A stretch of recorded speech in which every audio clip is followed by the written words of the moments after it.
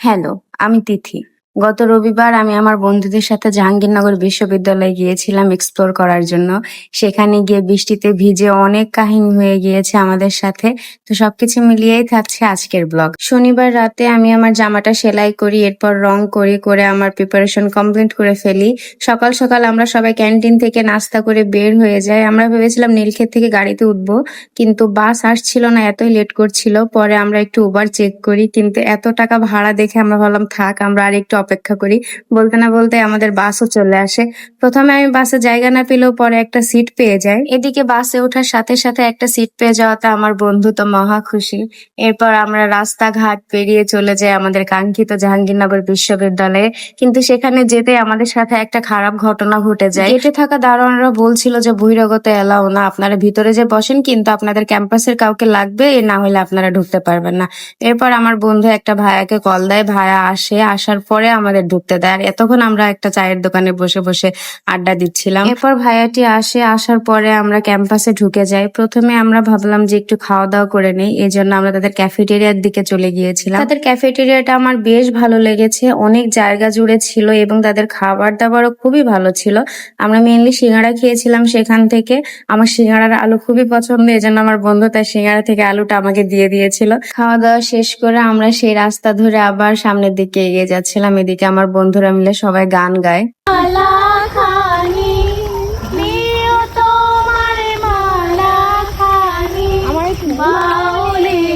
আসলে বন্ধুদের সাথে কাটানোর সময়গুলো এত সুন্দরভাবে যায়, এখন এগুলো দেখছি আর আমার খুবই ইমোশনাল লাগতেছে। জানি না কেন, যখন এদের সাথে থাকবো না তখন এগুলো খুবই মিস করব।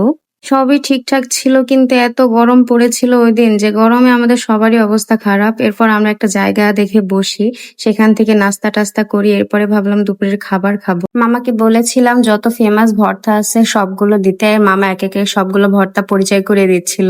এরপর খাওয়া দাওয়া শেষ করে আমরা সেখান থেকে বের হয়ে যাই। খাবারগুলো খুবই মজা ছিল। এরপর আবার আমরা বের হয়ে যাই। এই যে আমার বন্ধু ফমি, কত খুশিতে আত্মহারা। এরপর আরো কিছু জায়গায় গিয়েছিলাম, আমি জায়গাগুলোর নাম মনে নাই। এটা তো শহীদ মিনার, এটা তো সবাই চিনে। শহীদ মিনার ওইখান থেকে আমরা কিছু ছবি তুলি, ভিডিও করি। এরপর আবার আমরা বের হয়ে যাই কলা ভবনের দিকে। কলা ভবন হয়তো না, হয়তো বা চারুকলা ডিপার্টমেন্ট, এরকম কিছু একটা, আমার নামটা ঠিক মনে নাই। সবুজ রাস্তা পেরিয়ে রিক্সায় করে আমি আর মনি চলে যাচ্ছিলাম সেই কলা ভবনের দিকে। আমার নামটা মনে নাই, যাই হোক। কিন্তু চারিপাশটা এত সুন্দর ছিল, এক পাশে ছিল পদ্মবিল, আরেক পাশে রাস্তা, মানে এত সুন্দর পরিবেশ, আমি তো জাবির প্রেমে পড়ে গিয়েছি। দুই বন্ধু রিক্সা করে যাচ্ছিলাম আর বলছিলাম এখানের স্টুডেন্টরা কতই না লাকি।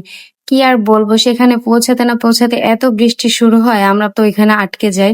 কি আর করার, ভাবলাম দেখি ভিতর পাশটা ঘুরে দেখি। এরপর আমরা ভিতরের দিকে চলে যাই। এটা কলা ভবনে হবে। এই যে সেখানে স্টুডেন্টরা তখন আবার খেলা শুরু করেছিল বৃষ্টির মধ্যে। মানে যতবার এগুলো দেখছিলাম জাবিতে পড়ার আফসোসটা ততই বেড়ে যাচ্ছিল। কি আর করার, দেখা ছাড়া কোনো উপায় ছিল না। বৃষ্টিতে ভেজার আমাদের কোনো প্ল্যান ছিল না, তো আমরা এখানে রেস্ট রুমে একটু রেস্ট করছিলাম। বৃষ্টি দেখে আমাদের আর লোভ সামলাতে পারলাম না। এরপর কি আর করব, সবাই মিলে ঝাঁপিয়ে পড়ি বৃষ্টির মধ্যে। মানে বন্ধুদের সাথে বৃষ্টিতে ভেজা হচ্ছে বেস্ট বেস্ট একটা মোমেন্ট লাইফের। এরপর আমরা সবাই তো ভাবলাম যে অনেক বেলা হয়ে যাচ্ছে, এখন তো আমাদের বের হওয়া লাগবে। পরে আমরা ডিসাইড করলাম আমরা বৃষ্টিতে ভিজতে ভিজতে ক্যাম্পাসে থেকে বের হব। ওমি, সুমাইয়া, উনাইসা, নাবা, মনি, আমরা সবাই এত খুশি ছিলাম, এত খুশি ছিলাম, মানে এর থেকে খুশির মোমেন্ট হয়তো আর হয় না, এমনই লাগছিল তখন।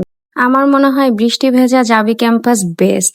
বেস্ট মানে বেস্ট। জাহাঙ্গীরনগর বিশ্ববিদ্যালয়ের তো আমি আগে থেকেই দিওয়ানা ছিলাম। এখন এই বৃষ্টি ভেজা পরিবেশ দেখে আমার তো মনে হচ্ছিল যে ইস, আমি যদি এখানে পড়তে পারতাম। আফসোসের মাত্রা দিন দিন বেড়েই যাচ্ছে, বেড়েই যাচ্ছে। কি আর করবো, এখন তো চলে যাওয়া লাগবে। এরপর আবার আমরা গেটের কাছে চলে আসি। একটা চায়ের দোকানে বসেছিলাম আমরা। এরপর আমরা সবাই মিলে আবার বের হয়ে যাই।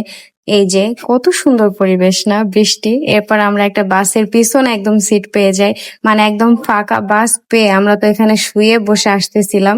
এদিকে ধানমন্ডি, নিউ মার্কেট এই সাইডে তো পুরো বন্যা হয়ে গিয়েছিল, মনে হচ্ছিল যেন আমি কক্সবাজার চলে এসেছি। এবার যাই হোক, আজকের ব্লগটা এই পর্যন্ত। এত লম্বা সময় ধরে আমার ব্লগটা দেখার জন্য সবাইকে ধন্যবাদ। Tata, by.